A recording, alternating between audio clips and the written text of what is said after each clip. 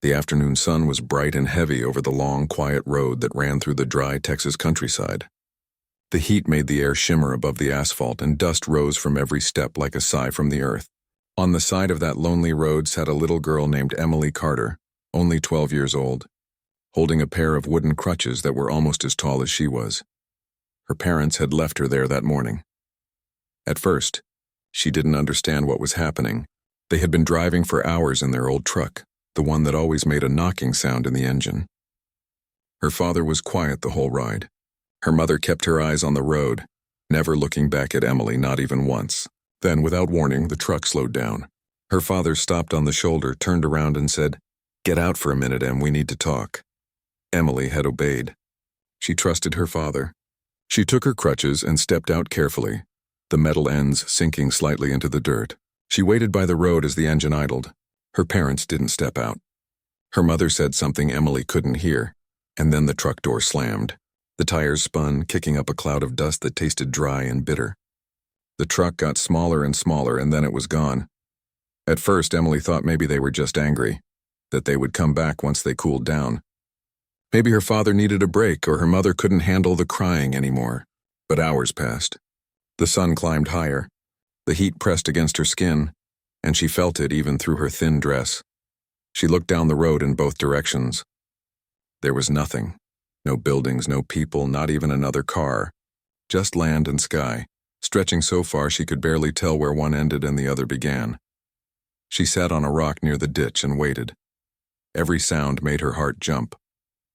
A bird's wings, a tumbleweed rolling across the road, the soft hum of wind through dry grass. Each time she lifted her head, thinking it was the truck coming back for her. Each time it wasn't. By the time the sun began to sink toward the horizon, Emily's stomach hurt from hunger and her lips were cracked. Her small hands were dirty from trying to push herself up and down the road, hoping someone would drive by. But no one did. She didn't cry loudly. She didn't scream. She just sat there quiet, staring at the dust that glowed orange in the evening light. She thought about her home, a small trailer on the edge of town, with peeling wallpaper and a broken swing that never moved right. She thought about her dog, Daisy, who used to sleep beside her every night. Her mother had given Daisy away 2 weeks ago. "Too much noise," she said. Too much mess. Emily missed that noise. She missed that warmth. The truth was, Emily had always been different. She had been born with a condition that made one of her legs weak and shorter than the other. The doctor said she might never walk without help. Her father used to carry her around when she was little. He called her Little Bird because she was light and quiet. But as she grew older, the world grew heavier. The bills, the doctor visits, the looks from neighbors, they all piled up until one day her father just stopped looking at her the same way. Her mother started sighing more, whispering when Emily was nearby. They fought often, and she knew it was about her. Maybe she'd be better off somewhere else, her mother said once. "Where? Who'd take her?" her father snapped back. Emily had pretended she was asleep that night, but she'd heard every word, now sitting by the road. Those words played in her head like a song she couldn't turn off. As the sun dipped lower, the world turned gold. Long shadows stretched across the road. Emily pulled her small backpack closer. Inside, there was a half-empty bottle of water, a picture she had drawn of her family, and a small stuffed bear missing one eye. She hugged the bear tight. It smelled faintly of home. Night was coming fast. The air grew cooler and the sound of crickets filled the silence. Emily's fear started to rise, slow but steady, like water in a well. She had never spent a night outside alone. She didn't know what animals might come out after dark. She didn't even know where she was. She looked up at the stars that began to blink into the sky. They were brighter than she had ever seen before, so many that they made her dizzy to count. Somewhere out there, she thought, her parents were probably home sitting at the table, maybe even eating dinner. She tried to imagine what they were saying. Did they miss her already? Would they come for her tomorrow? She whispered softly to herself, "They'll come back. They just have to." But deep down, she wasn't sure. Hours passed. Her eyes grew heavy, but she was too afraid to sleep. The sounds of the night, the rustle of grass, the distant cry of a coyote, made her heart beat fast. She clutched her bear tighter and tried to pray like her grandmother had taught her. "Please, God," she said, voice trembling, Don't let me be alone forever. The wind blew gently, carrying the faint smell of rain, though no clouds were in sight. Somewhere in the distance a truck engine rumbled, faint at first, then louder. Emily sat up quickly, her heart racing. Headlights appeared far down the road, small and flickering. She raised her arm, waving one of her crutches in the air, calling out, though her voice was weak from thirst. "Hey, please! Over here!" The truck slowed down as it neared her, its tires crunching over the gravel. The sound was the sweetest thing she had ever heard. For a moment, Emily thought maybe, just maybe, it was her parents. Maybe they had changed their minds, maybe they were sorry. Maybe this was the moment everything would go back to how it used to be. But as the vehicle came closer, she could see it wasn't their truck. This one was older, with rust along the sides and a squeaky front bumper. It rolled to a stop a few feet away. The engine idled low, rumbling like a deep voice. The driver's door opened slowly, and out stepped a tall man with gray hair and a wide-brimmed hat that shadowed his face. His clothes were dusty, his boots worn, and his walk was slow, like someone who'd seen too much of the world to hurry anymore. Emily froze. The man looked at her for a long moment, saying nothing. Then he tipped his hat slightly and spoke, his voice deep but kind. "Well now," he said, "what's a little thing like you doing out here all by yourself?" Emily didn't know what to say. Her throat was dry. She tried to speak, but no words came out. The man frowned softly, then glanced up and down the road. There was still no one else around, just the two of them under the wide Texas sky. He crouched down a few feet away, keeping his distance so she wouldn't be scared. "You lost, sweetheart?" he asked. Emily nodded slowly.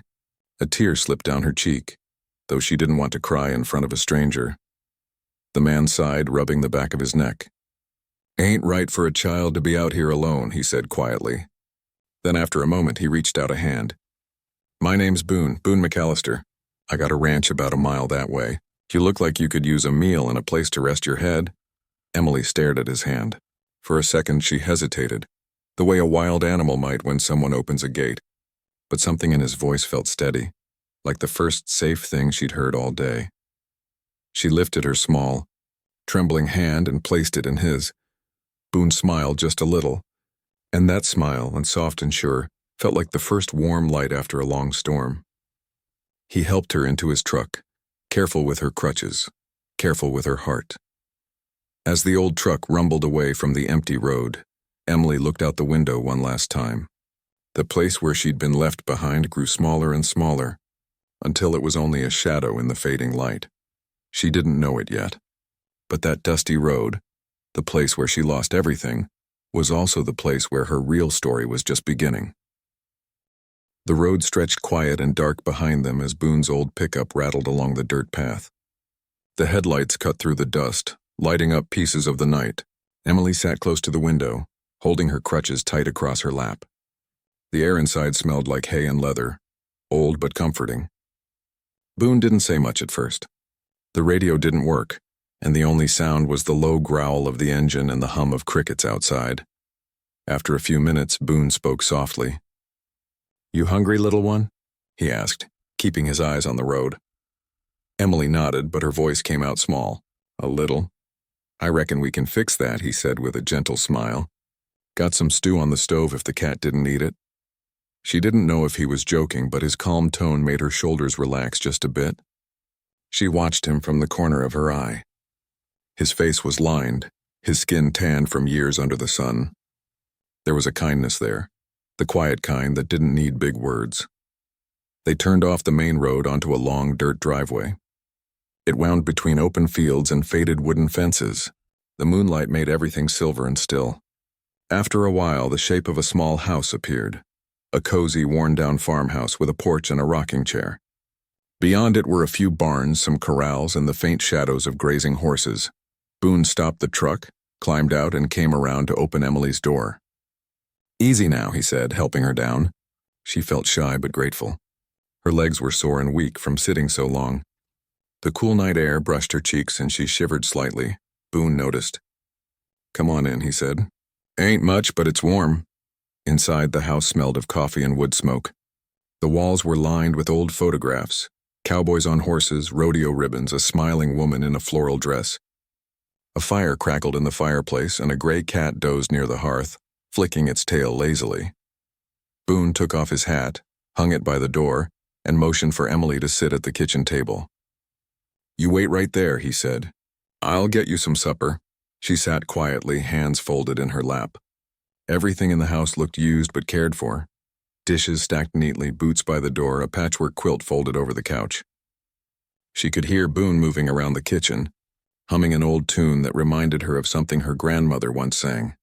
He set a bowl of beef stew in front of her, along with a glass of water and a slice of cornbread. "Go on," he said. "Eat while it's warm." Emily hesitated, then took a spoonful. The stew was thick, hearty, and full of flavor. She hadn't eaten since early morning, and before she knew it, she had finished half the bowl. Boone smiled quietly as he sat across from her with his own plate. After a while, he spoke again. "So where's home for you?" Emily looked down. Her fingers tightened around the spoon. "I don't know," she whispered. Boone's eyes softened.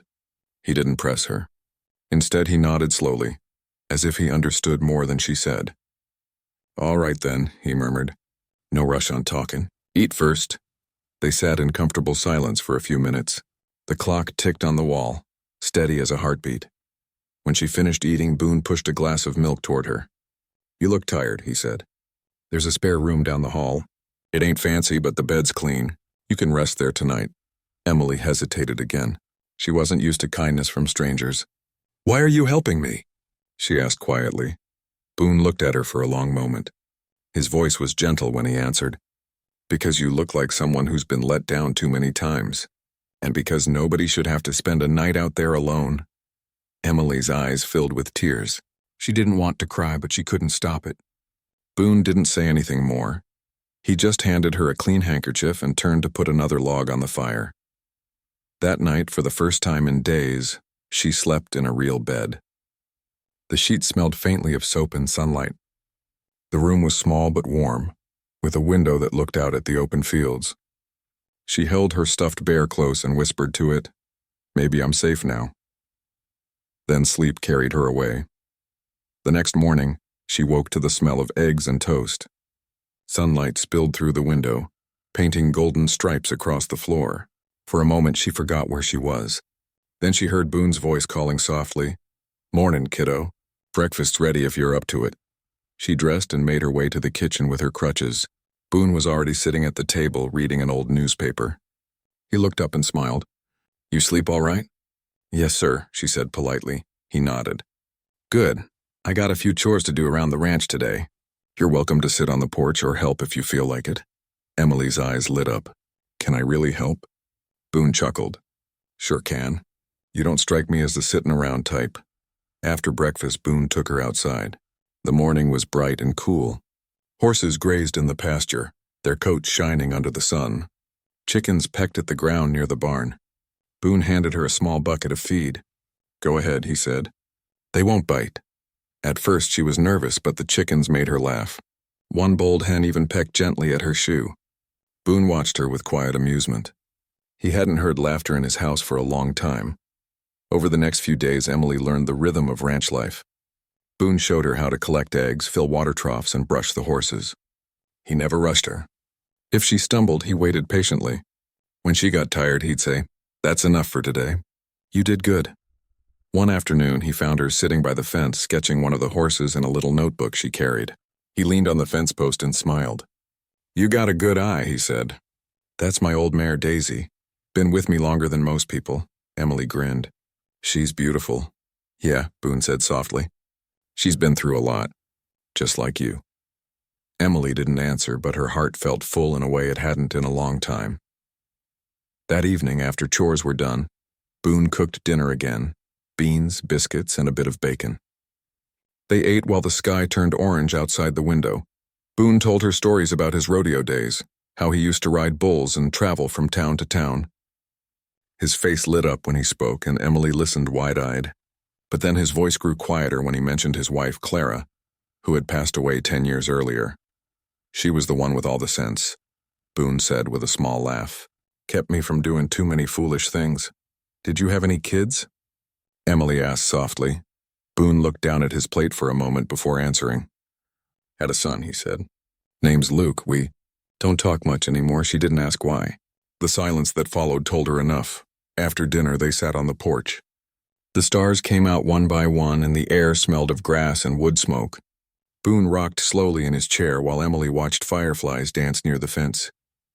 You know, Boone said after a while, life's funny. Sometimes it throws folks together who never would have met otherwise. I reckon you and me are one of those cases, Emily smiled faintly. You think so? Sure do, he said. You remind me that there's still good worth fighting for, even when the world feels mean. She didn't fully understand what he meant, but she liked how it sounded. Before bed that night, Boone handed her a small silver charm, a horseshoe pendant. Clara used to say this brings luck, he said. You hang on to it, all right? Emily nodded, her eyes bright. Thank you, Mr. Boone, he smiled. Just Boone, kiddo. Mister makes me sound too old. She giggled, and for the first time since being left on that road, she felt a little like a normal child again, safe, wanted and seen. As she lay in bed later, she looked at the little charm in her hand. It shined softly in the moonlight. She thought about Boone's quiet kindness, his steady hands, and the way he never asked for anything in return. In that peaceful house on the edge of the wide Texas plains, Emily felt something she hadn't felt in a long, long time, hope. And though she didn't know what the future would bring, she began to believe that maybe, just maybe, she was exactly where she was meant to be. Days turned into weeks, and before Emily realized it, the ranch began to feel like home. The place was peaceful in a way she had never known before. The morning started with golden sunlight spreading across the open fields, and the evenings ended with the smell of fresh hay and the soft sound of crickets singing under the stars. Boone's ranch wasn't big or fancy, but it was alive. Horses grazed near the fence, chickens clucked around the yard, and 2 old cows wandered near the barn. Every inch of the land carried Boone's hard work and quiet care. He called it the Willow Ranch, though the only willow tree stood near the back fence, old and bent like him. One morning, Boone handed Emily a small broom and said, All right, kiddo, today you're my helper for real. We got a barn to clean, Emily laughed. You sure I can help with this? You can help with anything you put your heart to, Boone replied, giving her a wink. She followed him into the barn, where beams of sunlight fell through the cracks in the walls, turning dust into tiny golden sparkles. The smell of hay filled the air, and the horses neighed softly in their stalls. Boone showed her how to sweep the floors, how to refill the water buckets, and how to pat the horses' necks so they'd know she was friendly. At first, she was shy around the big animals, but Boone's calm way made her brave. They ain't scary once you get to know 'em, he said. They just need to feel safe, and same as people. Each day, Boone gave her a little more to do. Sometimes she collected eggs from the chicken coop. Sometimes she brushed the horses until their coats shone. Sometimes she just sat with Boone under the old willow, listening to his stories. He told her about the time he rode in the county rodeo and almost broke his arm. He told her about Clara, his wife, who loved planting flowers by the porch. He told her about Luke, his son, who used to laugh at everything until he grew older and drifted away. When Boone spoke of his son, his eyes turned distant, and his voice grew quiet. Emily never asked questions. She just listened because she understood what it meant to lose people you love. One evening, after they finished chores, Boone brought out 2 mugs of hot cocoa and handed one to Emily. You've been working real hard, he said. I'm proud of you. Emily blushed and smiled shyly. I like helping, he nodded. I can tell. You got a good spirit. Reminds me of Clara. She never let anything keep her down. They sat in silence for a while, sipping their cocoa as the sky turned pink and gold. Then Boone said something that stuck in her mind. You know, Em, he said slowly.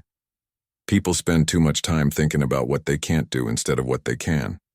But out here, we make do with what we got, and we make it count. Emily thought about that all night. The next morning, she woke early and decided she wanted to do something new. She had always loved watching the horses, especially the one Boone called Daisy, a gentle chestnut mare with kind eyes. Emily asked Boone, Do you think I could learn to ride her one day? Boone looked at her thoughtful. You sure you're ready for that? Emily nodded. I think so. Well, Boone said, scratching his chin, then I guess it's time to get to work. He spent the next few weeks teaching her how to care for Daisy, how to brush her coat, clean her hooves, and talk to her in a calm voice. A horse can feel your heart, he explained. If you're scared, she'll be scared. But if you trust her, she'll trust you. Emily listened carefully. She learned to read Daisy's movements, the flick of her ears, the soft snort that meant she was relaxed. Boone built a special saddle that was easier for Emily to balance on. It had straps to support her legs and handles to help her stay steady. The first time she climbed onto Daisy, her hands trembled. Boone stood beside her, holding the reins. "Don't rush it," he said softly. "Just breathe." The horse shifted beneath her, and for a moment Emily froze. Then she took a deep breath and looked out over the open pasture. The wind brushed her face, and something inside her, something that had been quiet for a long time, came alive. She smiled. Boone grinned up at her. "Well, I'll be. Look at you, cowgirl." From that day on, Emily practiced every afternoon. Boone guided her at first, walking beside her, holding the saddle to make sure she didn't fall. But soon she could ride on her own, slow and steady, circling the yard while Boone clapped from the fence. She loved it more than anything. When she was on Daisy, she didn't feel weak or broken. She felt free. As summer deepened, the ranch grew busier. Boone sold hay to neighbors and helped mend fences for nearby farms. Emily helped him keep track of supplies. She even started writing notes on scraps of paper, keeping lists of what needed fixing.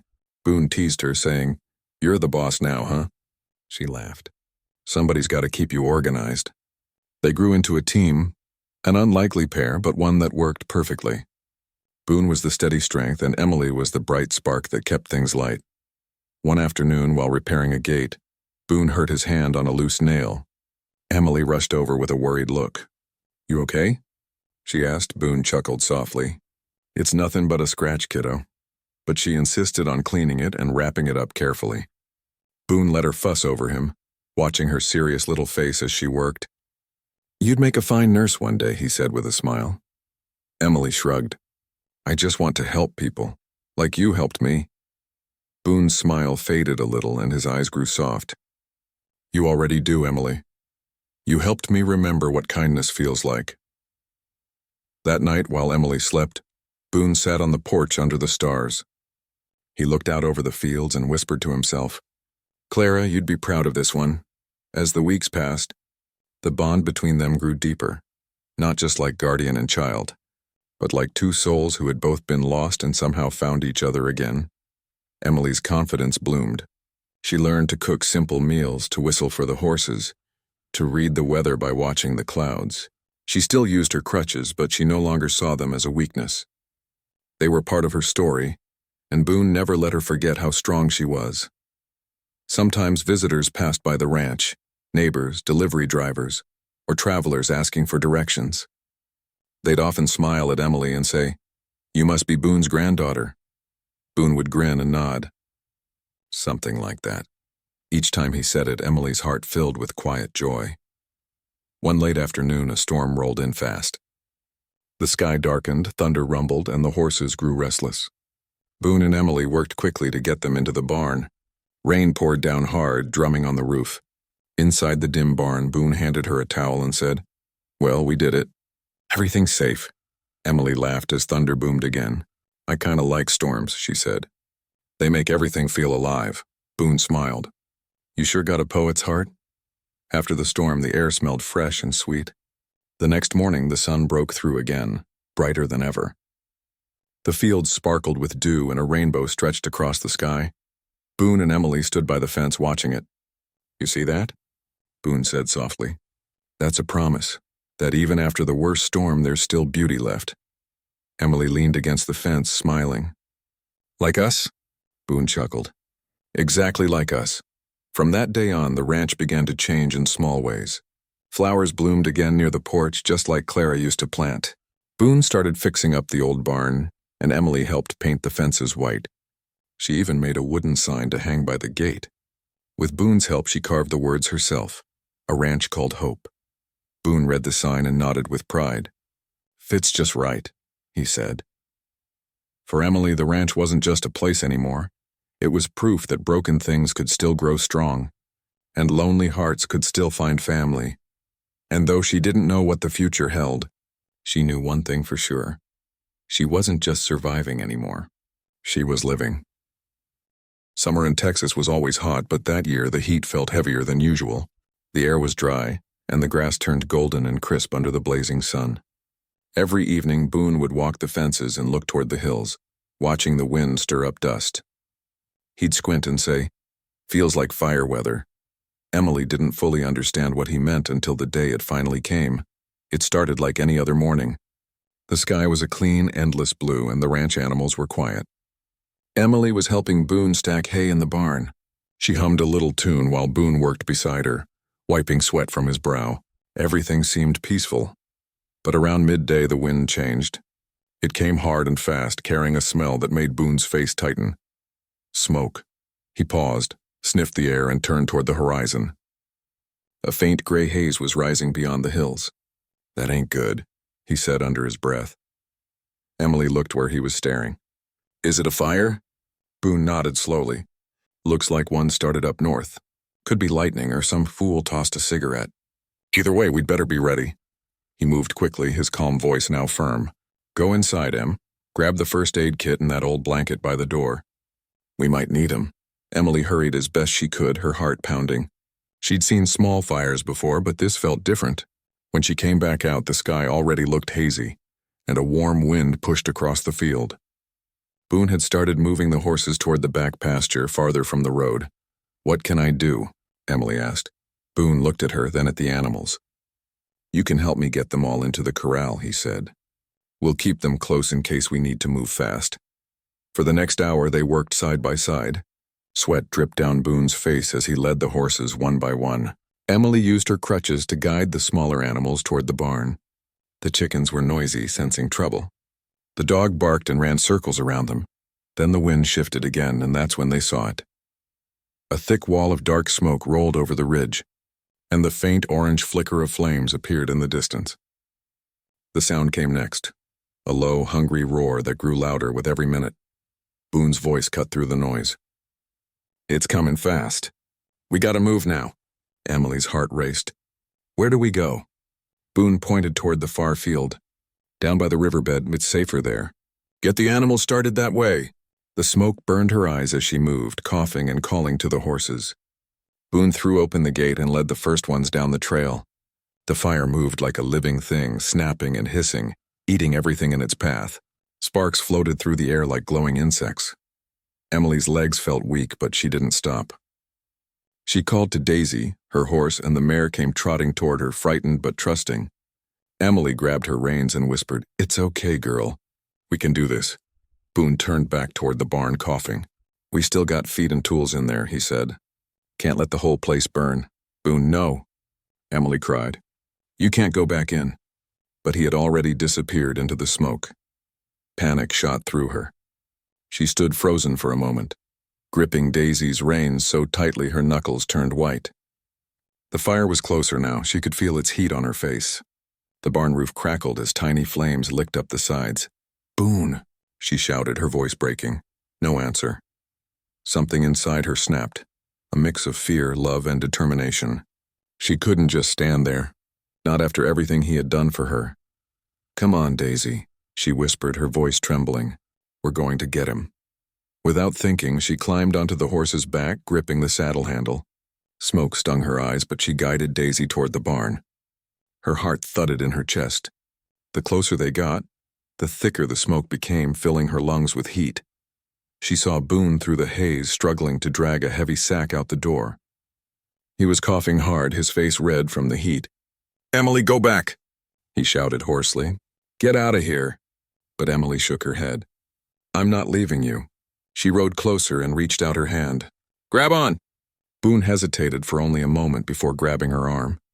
She leaned down as Daisy backed away, pulling him clear of the doorway just as a beam from the barn roof fell with a crash behind him.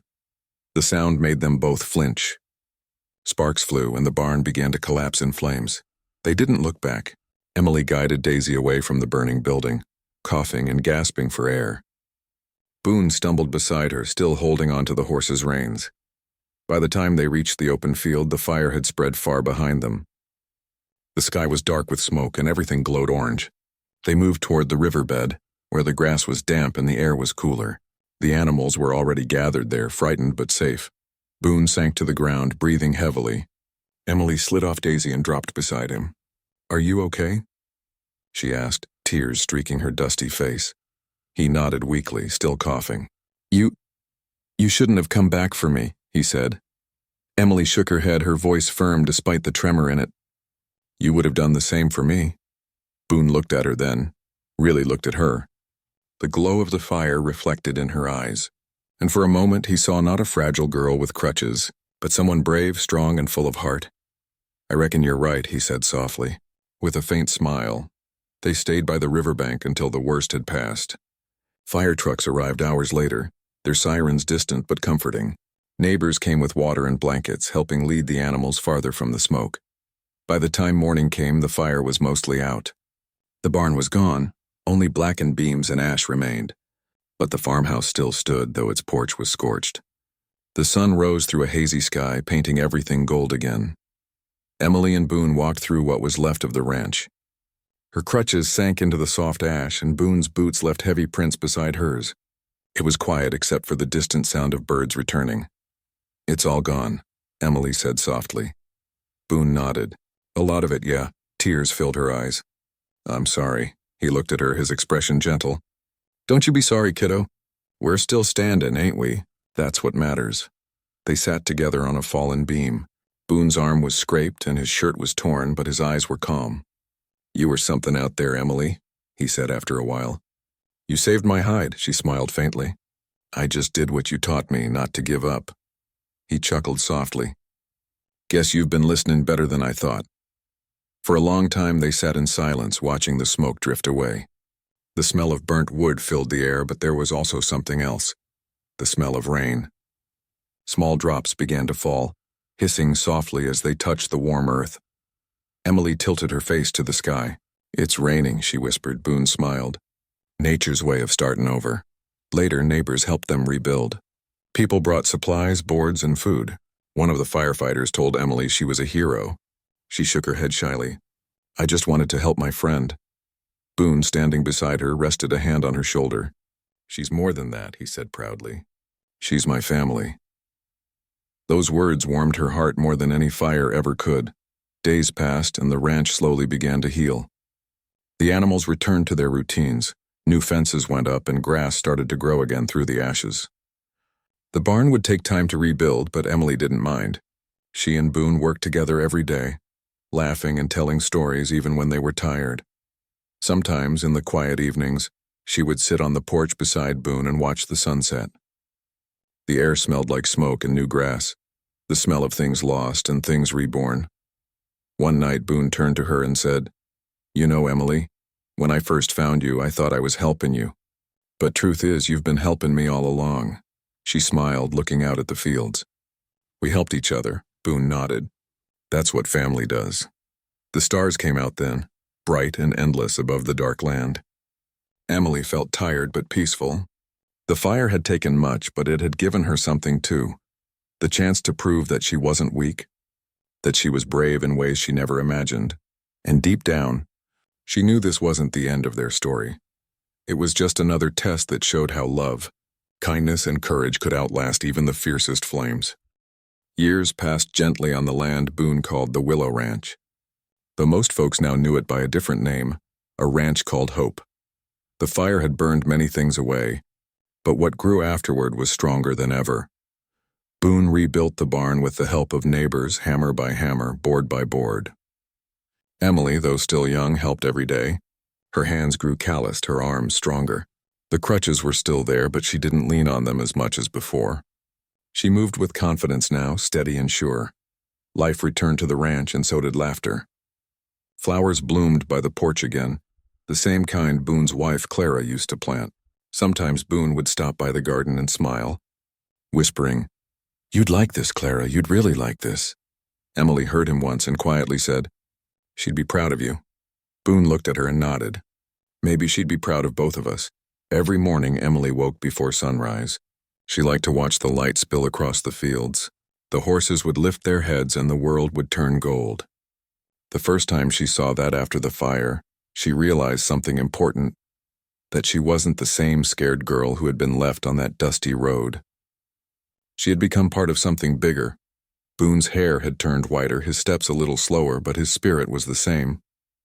He often sat on the porch with his coffee, watching Emily work with quiet pride. "You've got the heart of a fighter," he'd tell her. "The kind that don't quit." Emily would grin and reply, "Guess I learned from the best." As time went on, word spread about the girl who had been abandoned but saved a ranch, and the old cowboy who gave her a second chance. Sometimes people drove miles just to meet them. They brought animals that needed help, a limping dog, an old horse, a stray calf. Boone and Emily never turned anyone away. They built a small shelter behind the barn for animals who were too weak to work. Emily called it the healing pen. She cared for every creature that arrived. She'd talk to them softly, feed them, and clean their wounds with patience. Some animals stayed forever, becoming part of the ranch family. Others healed and went on to new homes. Boone often watched her and said, "You got a gift, Emily. You see worth where most folks just see weakness." One afternoon, as Emily sat brushing Daisy's mane, Boone joined her by the fence. The sunlight warmed their faces. Boone held a small box in his hands. "What's that?" she asked curiously. Boone smiled. "Something I've been meaning to give you." He handed her the box. Inside was a silver chain, old but shining, with the tiny horseshoe charm he'd once given her. This time, though, the charm had been engraved with a single word: brave. Emily blinked back tears. "Boone, it's beautiful." He nodded. "You earned it. That word's yours now." She hugged him tightly, and though Boone wasn't much for showing emotion, he hugged her back without saying a word. That night, after dinner, they sat on the porch together. The sky was wide and full of stars. Boone rocked slowly in his chair, and Emily sat beside him, her necklace glinting softly in the moonlight. After a while, Boone said, "You ever think about what you want to do one day, Em? I mean, when you're grown?" She thought for a moment. "I think I already know," she said quietly. "I want to help kids like me, kids who get left behind or feel like they don't matter. I want to build a place for them just like you built one for me." Boone smiled, his eyes soft. "Then you're gonna do it." "I don't doubt that for a second." Years rolled on. Emily grew into a young woman, kind and confident. Boone grew older, but his laughter never faded. Together they turned the ranch into a small haven, not just for animals, but for people too. They started welcoming children from nearby towns, kids who had nowhere else to go, some with disabilities, some without families. Emily taught them how to care for animals, how to plant seeds, how to ride gently and listen to the wind. The ranch became full of life and laughter again. You could hear the sound of hooves, the chatter of children, the soft music of a place that healed hearts. Sometimes visitors would ask Emily, "How did you end up here?" She would smile and say, "I was left behind once, but someone saw something in me when no one else did. Now it's my turn to do the same for others." Boone, sitting nearby, would tip his hat and grin. "She tells it right," he'd say proudly. But time, like the wind, keeps moving. One quiet winter evening, Boone fell ill. The doctor said it was just age catching up to him. Emily stayed by his side every moment, bringing him soup, reading to him, and keeping the fire going strong. He never complained. "Don't you fuss over me," he'd say with a smile. "I've had a good ride." But Emily couldn't hide her worry. "You can't leave me, Boone," she whispered one night, her voice trembling. "I don't know what I'll do without you." Boone reached out and held her hand gently. "You'll do what you've always done. Keep going. Keep helping. Keep believing in good." Tears slipped down her cheeks, and Boone gave her hand a small squeeze. "Listen to me, kiddo," he said softly. "You were never broken. You just needed someone to remind you of your strength. Now you remind others. That's your gift." The next morning, when the sun rose over the fields, Boone's rocking chair was still. The coffee cup on the porch rail sat untouched, and the ranch was quiet except for the sound of horses moving softly in the barn. Emily cried for a long time, but she didn't feel empty. She felt thankful. Thankful for the man who had found her when she was lost, who had shown her that kindness could change a life. She buried Boone beneath the old willow tree, the one he loved so much. On his grave, she placed a simple wooden marker that read, "Boone McAllister. He saw the worth in everyone." After that day, Emily took full care of the ranch. She expanded the healing pen into something even bigger, a sanctuary for animals and children alike. People came from all over to volunteer, to learn, to heal. Emily often said to visitors, "Boone didn't fix me. He just showed me that I wasn't broken." Under her care, the ranch grew into a symbol of hope. The fences were strong, the fields were green, and laughter filled the air. Every corner of that land carried Boone's spirit, his patience, his courage, his belief that worth isn't measured by what you can do, but by how much love you carry inside. On quiet evenings, Emily would still sit on the porch with Daisy grazing nearby. She'd wear her silver necklace and sip coffee from Boone's old cup. The chair beside her creaked gently in the wind, as if the old cowboy was still there keeping her company. Sometimes she'd talk softly to the empty chair. "You were right, Boone," she'd say. "There's still good worth fighting for." Then she'd smile, watching the sun dip below the fields. The same fields that had once been full of smoke and fire, now blooming with life again. Children's laughter echoed across the yard, mixing with the soft sounds of animals settling for the night. The world felt whole again. As the stars began to shine, Emily looked up and whispered, "Thank you." Not because her story had been easy, but because it had been real, full of second chances, kindness, and love that lasted beyond a lifetime. And under that endless Texas sky, she finally understood what Boone had meant all along, that true worth isn't about walking fast or winning big. It's about standing tall in kindness even when the world forgets you. And for Emily Carter, once the girl left on a lonely road, that was enough.